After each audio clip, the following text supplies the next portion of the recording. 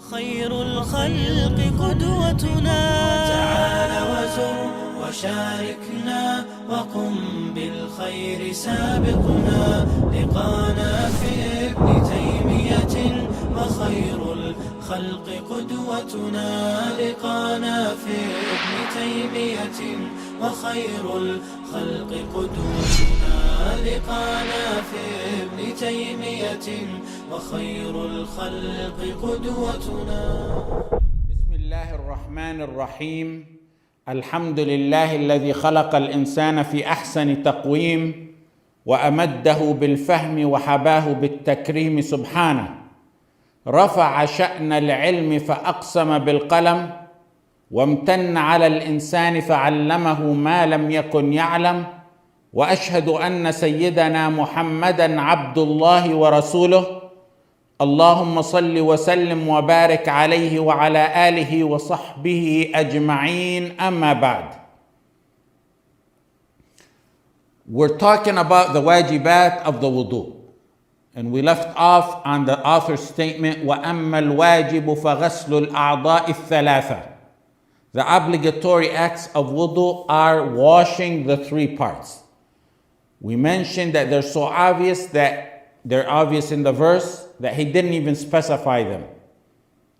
He said the three parts, and he meant the face and the hands and arms to the elbows, and then the feet to the ankles.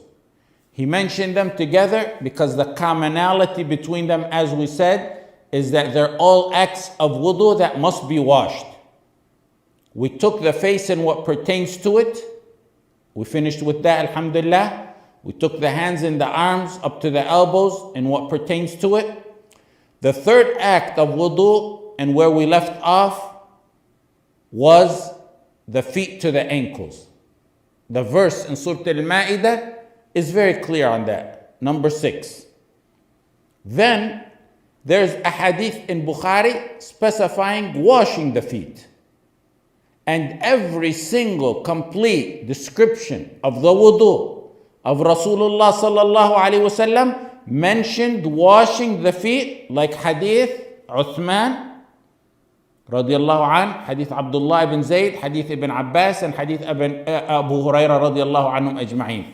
Ibn Abu Layla and Ata ibn Abi Rabah relayed an ijma' by the Sahaba on washing the feet. Some contest the ijma', but that's a whole different topic. It will take most or the majority of this class if we dwell into it. I may talk about it separately.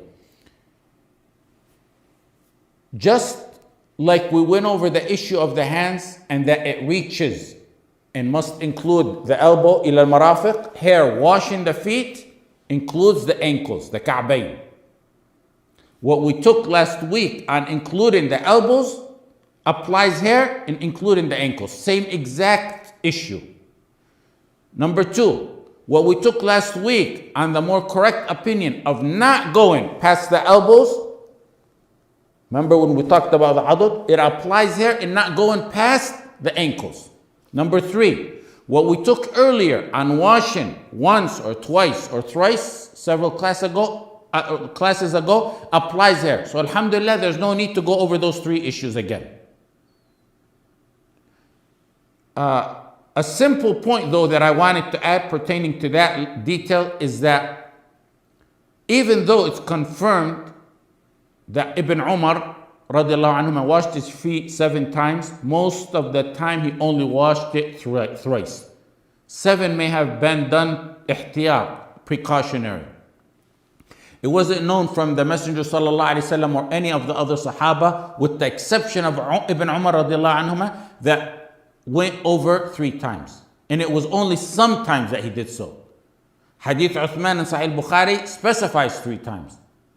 The foot must be completely encompassed with water, leaving nothing out, no matter how small. Not even a tiny drop. Especially in the heels, where many people neglect it because of the hadith specifying that. And that hadith is sufficient to know that you must wash the foot.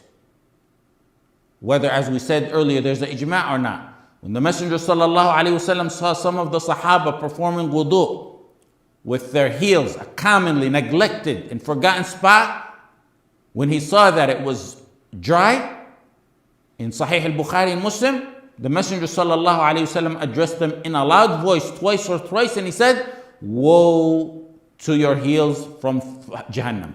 Save your heels from Jahannam. Waylun lil-a'qabi min an-nar." The next statement of the author, after the 3 washed parts pertaining to wudu, he mentioned the one that's white, which is al-ra's, wa mashu al-ra'si ma'a al-udhunayn. Wiping over the head, including the ears. The verse is clear. وَامْسَحُوا بِرُؤُوسِكُمْ وَأَرْجُلَكُمْ إِلَى الْكَعْبَيْنِ. Pass or rub your wet hands over your head. Sahih al-Bukhari and Muslim. ثُمَّ مَسَحَ صلى الله عليه وسلم برأسه. The Messenger sallallahu alaihi wasallam wiped over his head. There's none among the Sahaba or those after them who left out wiping the head. Ibn Abbas used to tell those who forgot to wipe their heads to go repeat their wudu and their salah. The ijma', consensus, narrated on wiping over the head in wudu is by many ulama. Ibn Qudama related it. Al-Zarkashi did. Ibn Abd al-Barr, Ibn Rushd, Al-Nawawi, Al-Mawardi, Al-Qurtubi, they all related an ijma' on that matter. The next mas'ala is the method of wiping over the head. But before we get into that mas'ala, there's a mas'ala or two before that. Let's take it step by step. Should new water, fresh water, be used for the head? Hadith Abdullah ibn Zayd in Sahih Muslim clearly shows it's sunnah to use fresh water. In that hadith it says, وَمَسَحَ بِرَأْسِهِ بِمَاءٍ غَيْرِ فَضْلِ يَدِهِ. He took fresh water and wiped his head. And hadith Uthman in Sunan Abu Dawood and in many descriptions of the Messenger sallallahu alaihi wasallam's wudu, they indicate that the Messenger sallallahu alaihi wasallam took fresh water to wipe his head, and it's what the tabi'een went by and that they gave their fatwas upon. Ata and Al-Hasan al-Basri and Al-Nakha'i said, if one was to wipe the head with the water left over on his hand without taking fresh water, his wudu is valid, but he didn't follow the sunnah. The next mas'ala. One shouldn't shake the water off his hands after he wets them to wipe his head. There's a hadith in Sunan Abu Dawood, ثم قبض قبضة من الماء ثم نفض يده ثم مسح بها رأسه وأذنيه. Ibn Abbas radiallahu anhuma was showing them the wudu of Rasulullah sallallahu alayhi wasallam. He took a handful and shook it off. He shook the water off his hand, then he wiped his head. The hadith is in Sunan Abu Dawood. It has issues in its chain of authenticity because one of them is that Hisham ibn Sa'd in the chain was spoken about by the Muhaddith ibn Abi Hatim. That's the first point pertaining to that hadith. On top of that, the specific statement, he shook off his hands. It's not mentioned in other narrations describing the wudu of Rasulullah sallallahu alaihi wasallam. A third point pertaining to that. Let's assume that hadith was authentic. It does not go against not shaking the water off the hand. How? Because in that narration it says he took a handful. Even if that weak hadith was authentic, it mentions that he took a handful, meaning it was an excessive amount of water. If he didn't shake it off, he'd be washing his head. And the sunnah is to wipe the head. Had the narration stated he wet his fingers, then shook it off, it may be proof for shaking the hands off from water before wiping the head if it wasn't weak.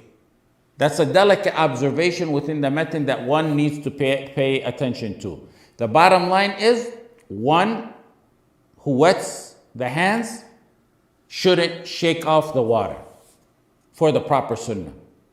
The next mas'ala. After the hand is wet, because we took that, without shaking it off from the water, one wipes and encompasses the entire head. That's the sunnah. And we'll discuss, inshallah, what the minimum would be, if there is a minimum.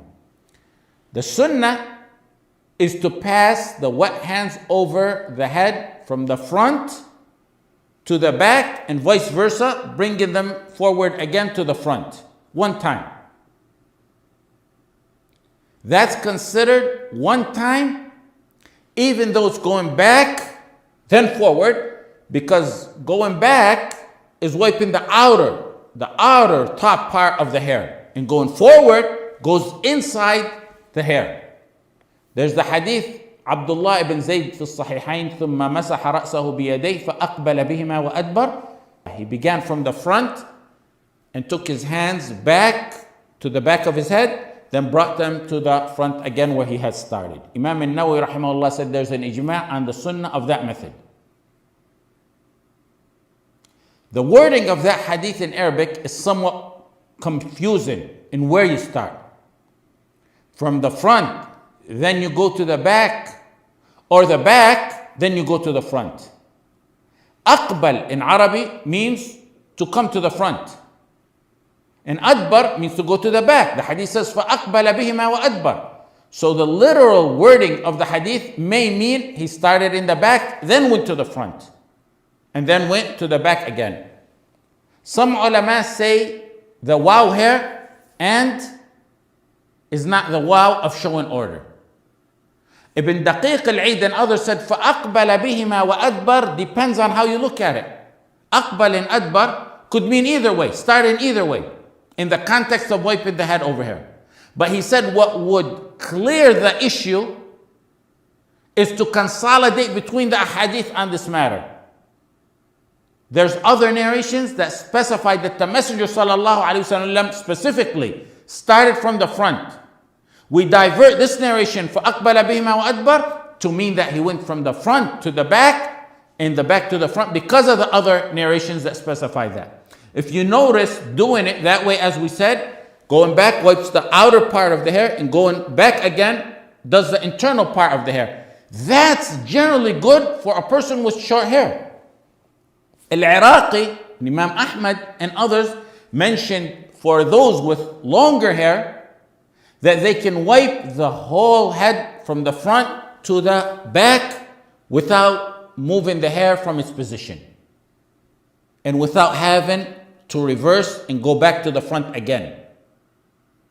And they mentioned, Imam Ahmad specified the hadith of Al-Rubayya bint Muawwidh ibn Afra that specifies the detailed method of the Messenger sallallahu alaihi wasallam performing his wudu. She described the wudu of the Messenger in front of her, and she said when wiping his head, لا يحرك الشعر عن هيئته. He didn't move the hair from its original position. Ibn Raslan said that method is to avoid having to inconvenience one by messing their hair up every time they make wudu, by returning the hands and wiping them to the front. What does that do? It messes up somebody's hair who has long hair. Another point that you have to keep in mind is that when wiping the hair, you don't have to wash or reach the scalp. And one doesn't need to permeate and run his fingers through the inside of the hair. There's an author on that. Sahal ibn Yusuf said, I asked, أكان أنس بن مالك إذا مسح رأسه يقلب شعره؟ قال لا. That Malik ibn Anas ibn Malik didn't do that. How many times do we wipe the head? The number of times to wipe the head is usually once, as we stated. There's nothing confirmed that the Messenger ﷺ wiped his head more than once. There's nothing authentic from any of the Sahaba, nor any of the many ahadith that describe the wudu of Rasulullah ﷺ on that matter. It was confirmed in Musannaf Abdul Razzaq that Ibn Umar wiped his head one time. The overwhelming vast majority of the tabi'een went by one time as well. Among the first who I believe without authentic precedent to go over once was Abu Muhammad Ata ibn Abi Rabah, a tabi'i rahimahullah, who learned and took from many of the Sahaba. He used to wipe the head 3 times without taking new water and with one hand. And that's authentic as being attributed to him. But that's his own personal ijtihad. Ata clearly stated it's what he does, but not what he gives a fatwa on. Had it been confirmed to him as being a sunnah, he would have ordered it. Practicing it, yet not giving a fatwa on it, is similar to what we discussed pertaining to Abu Hurairah radiallahu anh, extending the ghurra and the tahjeel. In summary, the sunnah is wiping the head once.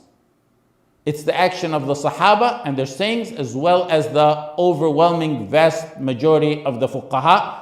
The only ones who adopted the opinion of wiping the head more than once is some of the Shafi'iyyah. The next issue is, it's by ijma' that the sunnah is to encompass the entire head. All the statements mentioned in the ahadith imply that. When we say it's ijma' that it's sunnah to wipe over the head and encompass the head, is different than saying it's ijma' that it's wajib to encompass the entire head. So the obvious issue that comes out of that is the mas'ala, is wiping part of the head sufficient? And there's 3 opinions on this matter. The first opinion is Abu Hanifa, and some ulama said the forehead, the nasiyah, is sufficient. And they estimated that one should get at least 1/4 of the head. They mentioned a hadith in Musnad Ahmad that the Messenger sallallahu alaihi wasallam wiped on the forelock of his head and on his khuf, the leather socks, and on his turban. The fact that the Messenger wiped on his forelock one time shows that that's what's required. And anything over that and above that, in other narrations they said that encompasses the entire head, means it's preferable, not obligatory. They stated several other weak ahadith, but also they had an authentic athar in Musannaf ibn Abi Shaybah that Ibn Umar radiallahu anhuma wiped his yafuh. Yafuh is the area of the skull that's more commonly known today and referred to on a baby's forehead as the soft spot. That's the first opinion. And that's some of their proofs. The second opinion is that wiping in some of the Shafi'iyyah, anything wiping of the head is sufficient, even if it's one hair. They said, they used the rationale. They said, linguistically, if you say someone hit someone's head, it's a small portion that one hits. You have to encompass the entire head in order to say, I hit his head. A small portion is sufficient. And they said, likewise, wiping the head for wudu is the same way. Any little portion is sufficient, no matter how small. They also said it's confirmed that the Messenger ﷺ wiped over his forehead, and others, they're referring to the first opinion, like the first opinion state that they limit the amount by 1/4, and some say 1/3, and some say 1/2. They said that's not supported with any proof. The forehead, they said, is not even 1/4. So why would they even limit it by 1/4? The third opinion is the madhab of the Hanabila and Malikiyah, and a very small group of the Shafi'iyyah, and some of the Zahiriyyah, and they said it's a requirement to encompass the entire head. Allah subhanahu wa ta'ala said, وَامْسَحُوا بِرُؤُوسِكُمْ. The verse says to wipe the head In the authentic ahadith which explain it and how it's done, it shows that he encompassed, sallallahu alayhi wasallam, and the Sahaba did encompass their entire head. ثُمَّ مَسَحَ رَأْسَهُ بِيَدَيْهِ فَأَقْبَلَ بِهِمَا وَأَدْبَرَ. They also said the verse on wiping the head, وَامْسَحُوا بِرُؤُوسِكُمْ. The type of bat, بِرُؤُوسِكُمْ here, is the encompassing bat. لَيْسَتْ لِلتَّبْعِيض وَإِنَّمَا هِيَ لِلْإِلْسَاقِ فَلَا يَجُوزُ مَسْحُ بَعْضِ الرَّأْسِ. They said the bat here is like the bat in the other verse. وَلْيَطَّوَّفُوا بِالْبَيْتِ الْعَتِيقِ. بِالْبَيْتِ الْعَتِيقِ. And do tawaf around the Kaaba. Doing tawaf, the bat here. Doing tawaf around the Kaaba. Can you do a quarter of a lap? No. So they said it's the same bat, the encompassing bat. You got to go all the way around. You got to encompass the entire head. They also use the verse on tayammum. فَامْسَحُوا بِوُجُوهِكُمْ. In Surah An-Nisa. فَامْسَحُوا بِوُجُوهِكُمْ. If you remember in tayammum, we said the wiping must encompass the face according to the four imams and the overwhelming majority of the rest of the ulama. Here they used that. They said the same way you say the face must be encompassed in tayammum, the head must be fully encompassed here as well.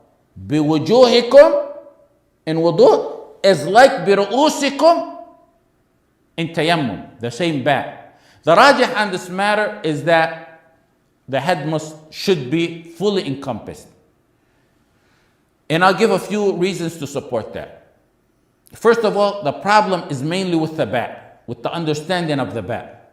Those who use it to mean bat of tab'id, which is the weaker of the opinions, it would support their position because the bat of tab'id would mean to wipe part of the head. Tab'id means some. So if that bat was to be tab'id, it means some of the head is sufficient. The problem they may face is that the linguistic scholars don't agree with that. Abu al-Baqa al-Utbari, a famous linguistic scholar, he said, those who have no experience in the Arabic language allege the bat here is for tab'id, meaning a small portion or some portion. And it's not used in such context here. Ibn Jinni and As-Suyuti said Al-Shafi'i didn't use the bat here as a tab'id. The bat here is bat al-ilsaq, which means literally joining or sticking. And ilsaq, used in the reference here like it is here, means it's encompassing, not some. Number two, when going back and forth in linguistic differences, it's important to go and look at other proofs. The verse says, wipe the head, which indicates the overall head. And in the ahadith describing the wudu of Rasulullah sallallahu alaihi wasallam, they indicate the wiping to be fully encompassing. ثُمَّ مَسَحَ رَأْسَهُ بِيَدَيْهِ فَأَقْبَلَ بِهِمَا وَأَدْبَرَ. The third point, comparing the bat in tayammum, فَامْسَحُوا بِوُجُوهِكُمْ, with the bat on wiping the head, وَامْسَحُوا بِرُؤُوسِكُمْ, is very strong. The overwhelming majority, as we stated, of the ulama said one must encompass the face for tayammum. So it's not any different here. The fourth point, we're left with a slight problem here. What about the Messenger sallallahu alaihi wasallam wiping over his forehead? It's authentic, no doubt about it. But here we say there's a bare head and there's a head that's covered with a turban. When one is wearing a turban, it's a whole different scenario. That doesn't apply here, and it can't be used here. And we'll talk about that issue in a bit, inshallah. Now, the ظالم لنفسه in طلب العلم, what would he take out of this? That he should encompass the entire head.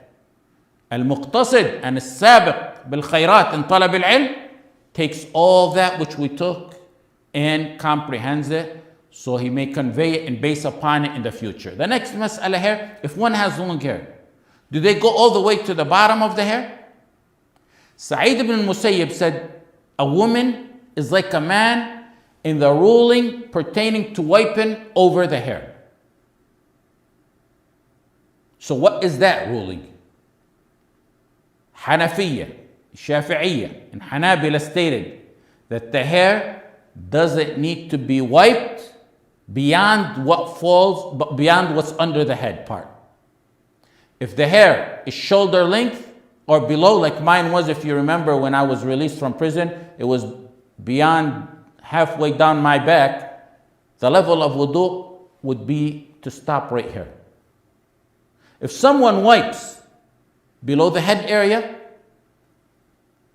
without the hair over the head, that's not sufficient to fulfill the requirement of wudu. Meaning, if I wipe below my nape line, not on top of my head, that's not sufficient. If someone takes the bottom of their hair and folds it up and wipes it over their head, that's not sufficient, because that's below the neck area. Why is that not sufficient? Because Allah subhanahu wa ta'ala said, وَامْسَحُوا بِرُؤُوسِكُمْ, the head. Wiping the head is what's required, not that which is below the neckline. We know some of the Sahaba had long hair. Yet at the same time, there's nothing to prove that they wiped beyond the portion equivalent to the head. In fact, what's proven is contrary to that. Ata and Ubayd ibn Umayr used to only wipe that which is on the head portion of their head, not anything below that. The next issue is a woman's khimar. Can a woman wipe over her khimar? Before we take the ruling on that, we need to know the ruling pertaining to a man's turban, because that's the foundation for the ruling on a woman's khimar. Khimar in Arabic applies to the head covering for both a man and a woman. Whatever covers the head can be referred to as a khimar on a man or on a female, completely encompassing the head we're talking about. There's a hadith in Sahih Muslim, hadith Bilal in Sahih Muslim, masaha ala al-khuffaini wal-khimar, that the Messenger sallallahu alayhi wasallam wiped over the leather khuf and the turban. The term in Arabic used for turban hair is khimar. In this hadith is in Sahih Muslim. Ibn al-Athir said khimar hair means the Messenger sallallahu alayhi wasallam's turban. There's another narration that the Messenger sallallahu alayhi wasallam wiped over the turban, but instead of khimar, it refers to it as imamatahu. It specifically used the term turban. So that explains precisely what the khimar of the Messenger sallallahu alayhi wasallam was. Based on that hadith, hadith Bilal radiyallahu anhu, and also that's hadith in Sahih Muslim, and also Sahih Bukhari, رأيت النبي صلى الله عليه وسلم يمسح على عمامته وخفيه. Those hadith prove that one can wipe over the turban entirely, and there's similar hadith like that to support that matter. Or one can wipe over the forehead, then continue wiping over the rest of the turban. مسح على الخفين ومقدم رأسه وعلى عمامته in Sahih Muslim. The Messenger wiped over the forehead, then continued over his turban. So the first one that I mentioned is he wiped over the turban. This one is, he mentioned the forehead, then continued over the turban. Ibn al-Qayyim made it clear in his book Zad al-Ma'ad, and Al-Shawkani said something very similar. They said the Messenger sallallahu alaihi wasallam wiped over his head, meaning bare head, when there was nothing on it. And sometimes over the turban. And sometimes over the forehead, then continuing over the turban. Some ulama said the only turban to be wiped over is the muhannaka, that has a du'aba muhannaka. What hangs from the turban down, sometimes it's put on the right side, sometimes left, sometimes it's laid on the back, and sometimes it covers the under the chin. Muhannaka is when the tail is wrapped below the neck, under the jaw. It goes under and it covers. Sometimes it covers the whole face. Some said that the turban that the one can wipe over is only the muhannaka, the one that wraps under and below the chin in the jaw. You see, it's more like of a niqab. They use it in the desert to protect themselves from the desert. Ibn Taymiyyah said the reason for allowing the wiping over the turban is not specifically because it's muhannaka like those other scholars said, that it's wrapped around the chin. He said the wisdom behind wiping on the turban is the general difficulty of taking it off and on, or the inconvenience and difficulty of fixing the layers. He said it could also be that one may be sweating in a cold day, and then taking it off may render him sick. Meaning, he didn't specify that the reason's only due to the amama being wrapped around the chin. That's a man's khimar. What about a woman's? The four madhahib, Hanafiya, Malikiyya, Shafi'iyya, in one of two opinions, in the Hanbali madhab, the majority of the Salaf and the ulama do not allow for a woman to wipe over her khimar, and among those who mentioned that is Sa'id ibn al-Musayyib, and Nafi' and al-Nakha'i. Some of them gave the exception if it's a very, very, very light khimar where water seeps through, then that's fine. And their proof on that is وَامْسَحُوا بِرُؤُوسِكُمْ. Allah subhanahu wa ta'ala said to wipe over the head. In a woman who has the khimar on, she's not wiping over her head as Allah subhanahu wa ta'ala ordered her, if she does it over her khimar. And they stated that the permission or exemption is given to a turban, not a khimar of a woman. The second opinion is that women can wipe over her khimar. That second opinion is the second opinion of the Hanabila. And some of the Salaf, they say, if it's difficult or inconvenient to take it off, in similarity to the turban, then it takes the ruling of the turban. And this is what Ibn Taymiyyah rahimahullah chose. And I believe this to be the correct rajih. It's very strong. Their qiyas analogy is extremely strong. So the reason I would say it's rajih is number one, it's permissible to wipe over the turban, and the khimar takes the same ruling by analogy and qiyas. Number two, both are worn on the head and they cover the head. Number three, it's an inconvenience or difficulty to take both of them off and put them back on in a very near identical fashion. Number four is there's the fear of cold weather. If one is sweating, he takes it off, he may get ill, as Ibn Taymiyyah rahimahullah said. Fifth, not only is analogy applicable, but as Ibn Taymiyyah stated, the ruling is more essential and more needed for a woman's khimar, because the turban can be taken off in public. A woman cannot take off her khimar in public if she needs to make wudu.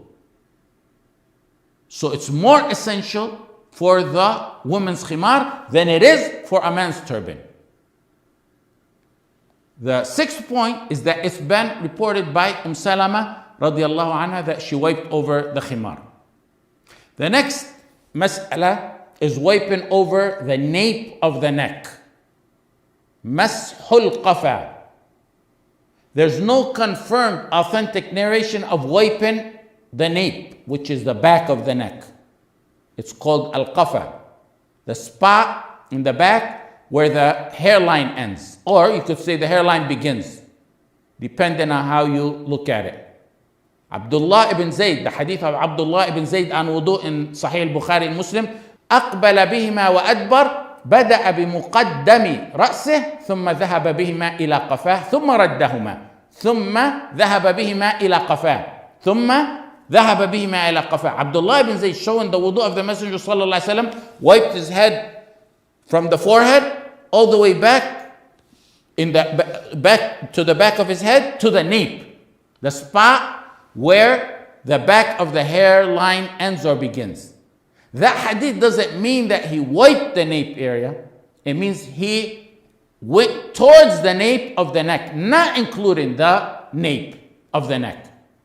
He stops, or you stop where the hairline stops. There's a weak hadith on that in Sunan Abi Dawud. رأيت رسول الله صلى الله عليه وسلم يمسح رأسه مرة واحدة حتى بلغ القذال. القذال هو أول القفا. In Sunan Abi Dawud, that the messenger wiped until he reached the qada, the nape area. القذال, القفا, العنق, they're all similar in referring to the nape area. The narration stated that the Messenger sallallahu alaihi wasallam wiped his head with his hands sallallahu alaihi wasallam until he reached the nape. We said that is weak. There's an author that Ibn Umar did wipe the nape. Ibn al-Qayyim rahimahullah said in Zad al-Ma'ad something similar to what Ibn Taymiyyah mentioned, which I mentioned some time ago, that there's nothing authentic on wiping the neck at all, and the nape is within the neck area. It's the back of the neck. In Nawawi, in Ibn Taymiyyah, in Ibn al-Mulaqqin, in Ibn Daqiq al-Eid, all specifically mention that one shouldn't wipe the nape of the neck. The next mas'ala is a bald head. And this issue overlaps with the issue of washing the face, meaning it falls under washing the face, and that's why we mentioned it there, because we needed to know the limit where to start the washing of the face begins, and it falls under hair as well, because you're wiping over the head now. You need to know where to start wiping over the head. Or if you should wipe the head, since he's bald, he doesn't have hair. The Messenger sallallahu alaihi wasallam and the Sahaba used to go to Hajj and Umrah. And of course they used to shave on regular basis in Hajj and Umrah and in their hometowns. And shaving the head is like being bald. And we don't know any of them who left out wiping the head because they shaved their heads or they were bald. If someone is bald, where does he start wiping his head from? And now we related that Ibn Jurayj said a bald person wipes like a regular normal person, just as if he had hair. He's not exempted. And he starts at the hairline where hair would normally grow for a normal person. The next issue is the ears. The author said, وَمَسْحُ الرَّأْسِ مَعَ الْأُذُنَيْنِ, wiping over the head, including the ears. Ibn Abd al-Barr and Nawawi related an ijma' that the ears are an established act of wudu. The issue is clear that they're part of wudu. The problem is, are they sunnah or are they wajib?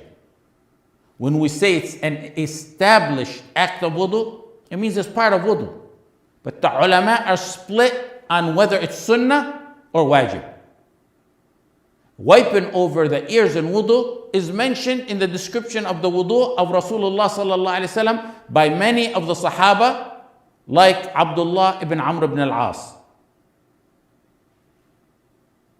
and Abu Karima and others. So the first opinion is that the majority of the ulama state that it's sunnah. And that's the opinion of the Hanafiya, Shafi'iyya, and Malikiyya, and one of two opinions by Imam Ahmad. And it's the opinion of Ibn Hazm and the opinion of Al-Qurtubi. Simply put, they said it's not in the verse in the Quran. It's not mentioned in Surah Al-Ma'idah. Allah didn't mention it in the verse of Surah Al-Ma'idah, so it's sunnah. They also used the hadith in Sahih al-Bukhari and Muslim that didn't mention the ears in the description of the wudu acts. They said it's not in some of those hadith. They said the messenger didn't order it. And what's narrated that the messenger did wipe, they admit to that. They said it only means that it's an act of wudu that's sunnah and not obligatory. The second opinion is that it's obligatory, it's wajib.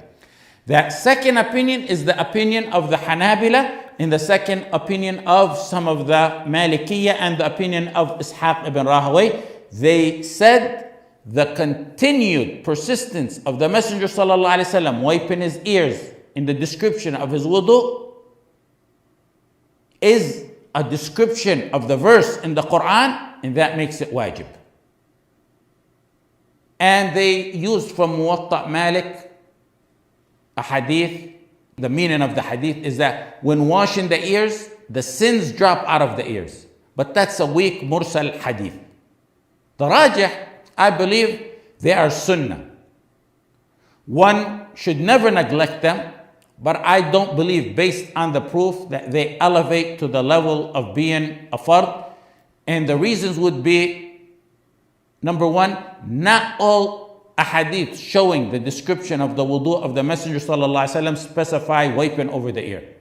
Hadith Uthman, that's a principle in the description of the wudu of the Messenger ﷺ, didn't mention the ears, just like the hadith of Abdullah ibn Zayd. The most authentic hadith on wudu don't mention the wiping of the ears. For example, it's not in the Bukhari and Muslim version of hadith Uthman or Abdullah ibn Zayd or Ali ibn Abi Talib or Ibn Abbas that are on wudu. Other ahadith like hadith Abdullah ibn Amr and hadith Ibn Abbas and hadith al-Rubayya did mention it. Number two, the wiping of the ears in wudu being sunnah, not wajib, is the opinion of the four imams and the overwhelming majority of the salaf and the tabi'een. If one leaves it out purposely or forgets, he doesn't have to repeat the wudu.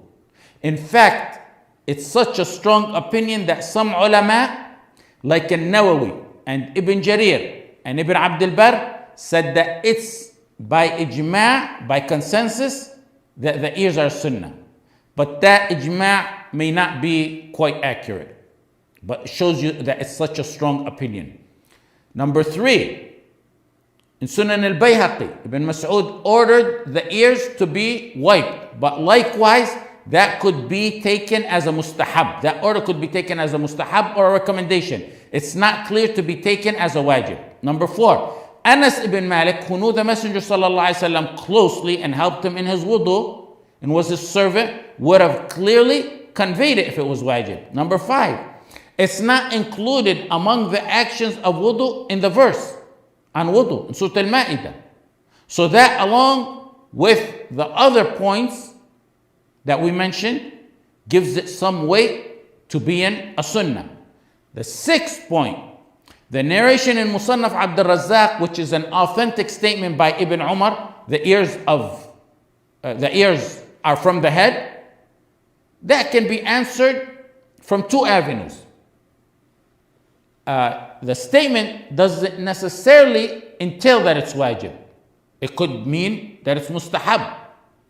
Number two, the second avenue, we said wiping part of the head is sufficient, which is the weaker of the two opinions as we stated. But according to that opinion, the ears are part of the head, as he said, as Ibn Umar radiallahu anhu said.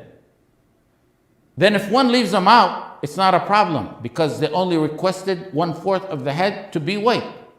Since they're saying the ears are part of the head, it would be encompassed when you say 1/4 is acceptable. The next mas'ala is the water for the ears. Malik, Shafi'i, and Ahmad all said that one should take fresh water. Thawri and Abu Hanifa said it's sufficient to wipe the ears with water that's left over from the head, because the ears are from the head. Some ahadith were used, like hadith Abdullah ibn Zayd, that the Messenger ﷺ used for his ears water other than the ones for his head, but they have issues in their authenticity. However, it's confirmed to be the action of the Sahaba like Ibn Umar and Ibn Abbas radiallahu anhum. Ibn al-Qayyim rahimahullah said, it's not proven that the Messenger took fresh water for the ears, but it's authentic that Ibn Umar did take fresh water for the ears. This issue, this mas'ala, is a close call. The authentic narration describing the wudu of Rasulullah sallallahu alaihi wasallam don't mention the use of fresh water for the ears, and they're also considered part of the head. But then on the other hand, we have Ibn Umar radiallahu anhuma who did take fresh water. We don't know any of the Sahaba who disapproved of that. So I'll leave this mas'ala at that. The next issue is how to wipe the ears. But before we take how to wipe the ears, we need to know, are they washed or wiped? The ears are to be wiped and not washed. unlike what some claim. There's nothing authentic that the ears should be washed for wudu. The water to the ears is from the water to the head, in one of two opinions that we just mentioned. So how can it be washed when the head itself is wiped? The water also couldn't be sufficient for that. There is an authentic narration that Ibn Umar radiallahu anhuma washed his ears. But that could possibly be due to him taking precaution as ihtiyat for himself. Most narrations related by Ibn Umar radiallahu anhuma indicate he wiped and not washed. And it's what the majority of the Sahaba did. Ibn Umar never ordered that they be washed in any of his statements. They were all ordering that they be wiped. It may be he enforced it upon himself but did not order others, just like the issue we mentioned about him washing his legs, his feet 7 times in wudu sometimes. Also, to top that off, is most of Ibn Umar radiallahu anhu's close companions wiped and didn't wash the ears. And that shows that they believe it's either personal ijtihad of Ibn Umar for himself or as a precaution, as a ihtiyat, as we said. Ibn Sirin and Al-Nakha'i combined between washing and wiping. Ata said you can wash or you can wipe. It's your choice.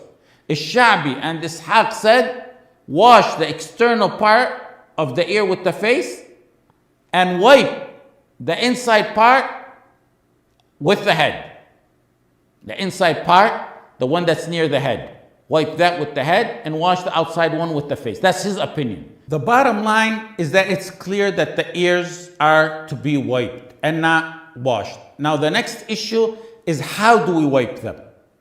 We have narrations by Ibn Abbas and Abdullah ibn Amr in Sunan al-Nasa'i, masaha bi ra'sihi wa udhunayhi, that the Messenger sallallahu alaihi wasallam wiped his head and his ears. باطنهما بالسباحتين. باطنهما, the inside of the ears with his 4 fingers. This is batin of the udhun, with the 4 fingers. سباحتين. These are the sabbahatain. وظاهرهما بإبهامين. And the outside with his thumbs. This is the outside for the purpose, the zahir. The hadith, zahir and batin, the zahir refers to the outside, the side facing the head. This is the zahir right here. And you use the thumbs. The batin is what faces the face. And what you use here is the 4 fingers. Imam al-Haramain and al-Ghazali and some other ulama said it's done by putting the index fingers in there with the thumbs in the back and the 4 fingers right here, and yudirahuma, they said. Yudirahuma, they move them about, wiping the ears. There is general athar from the actions of Abdullah ibn Amr and Ibn Abbas and Ibn Umar and Anas to wipe the inside and outside of the ears, the zahir and the batin of the ears. Al-Aswad ibn Yazid said Umar made wudu and put his fingers inside and outside of the ears, wiping them. If one uses other fingers to wipe over the ears, he's achieved the purpose of wiping them, and he should cover the inside and outside of them. That's acceptable. But most of the ulama recommend the index fingers and the thumbs as I mentioned. جزاكم الله خير وصلى الله على سيدنا محمد وعلى آله وصحبه وسلم.